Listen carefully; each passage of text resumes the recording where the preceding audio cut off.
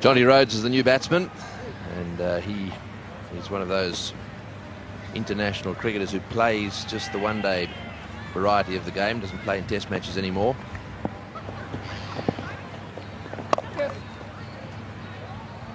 Plays that shot beautifully, cuts it away into the gap. That single brings up the 100. The run rate hasn't changed much, it's just hovering around 3.5. It's been there for most of the innings. So Rhodes at the moment settling for the singles. He's got 3 of those. Oh, catch it, Lux. Oh, and just short of him.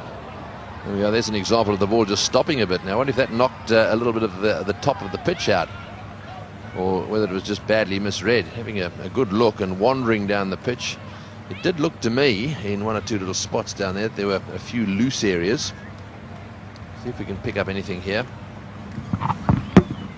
Oh, it certainly jumped.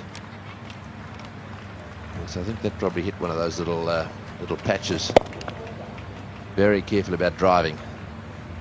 Well, that one certainly hit something, because Chris Harris does not normally spin it sharply and lift it up above the batsman's waist.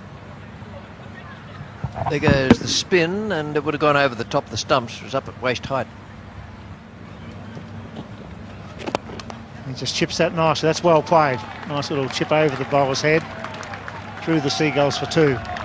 That's intelligent batting. Good use of the feet.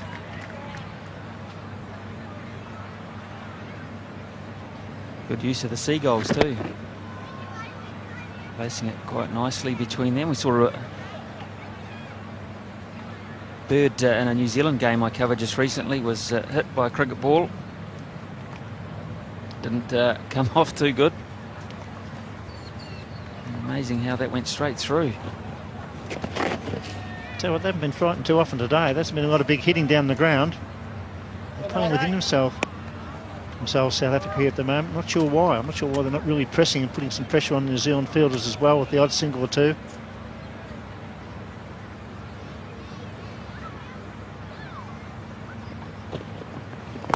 That's better. Jhonty Rhodes gets the sweep away.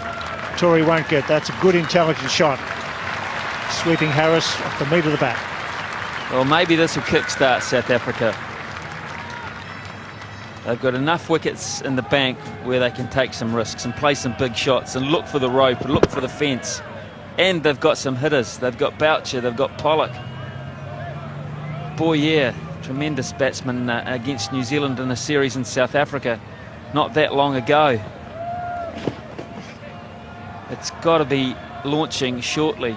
Just to reiterate the point too about the bowlers. Right arm over the wicket bowler, right arm over the wicket bowler. They're all the same. Pollock, Cullis. If you get in against them and the pitch is still okay, you can survive and score runs. Sweeps again. It's the single. 8 off the over. That's a good one for South Africa. 3 for 131. Overcover could be out the first time he goes, and he's dropped it. Well, that's a big let off. That's what he had to do, and Bond drops him. Herschelle Gibbs breaks the shackles. It took a long time, and he should have been out.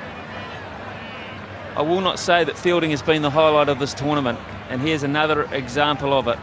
He did all the hard work, Shane Bond, and then he got himself into a situation where you've got to hold on to those, waist high. Big mistake. Now it seems that South Africa have launched 2 aerial shots, 2 risky shots. Both could have been caught. One certainly went down. This was Harris again with that nagging line and length. There's the catch. He got into pretty good position. I think he took his eye off the ball. It went through his hands. He's been bowling magnificently. Took the catch here last night, but puts this one down. That's a vital miss because Gibbs is in his 80s and he's the man that's been there from the start. Nice little glance. We'll wait for the call whether it's leg buys or off the bat. And Jhonty Rhodes is coming back for 3. Good running. Now off the bat, that's a nice leg glance. Well, this is turning out to be a big over for South Africa. Harris knows it shouldn't have been. He thinks he's created 2 genuine chances. It should have been caught. Now he's punished fine. That's true, they'll get 2 again. So at last, the run chases on. 10 off the over, 3 for 152. That's well away from the man at mid-wicket. Nicely struck. That's what Herschelle Gibbs, no doubt about it, he's put his foot down, and he has to at this stage. It's been a really conservative total set here, or attempted total set. I think Herschelle Gibbs now realises that if they're going to make that 220 or 230, they probably need to score at around about 8 runs and over from here on in for these last 9 overs, or just under 9 overs now. Really got to get a move on out there. And he's gone. He was trying to go square. That was the result of the field placing. They moved the man at mid-wicket a little squarer. Gibbs tried to go more over square leg and hit right across the line. Herschelle Gibbs knew it. He did good for the ball before. Trying to improvise. Long way across. That's hit middle and off. So Herschelle Gibbs out picked up his second wicket. Herschelle Gibbs played well though. Parts for 89. 4 for 156.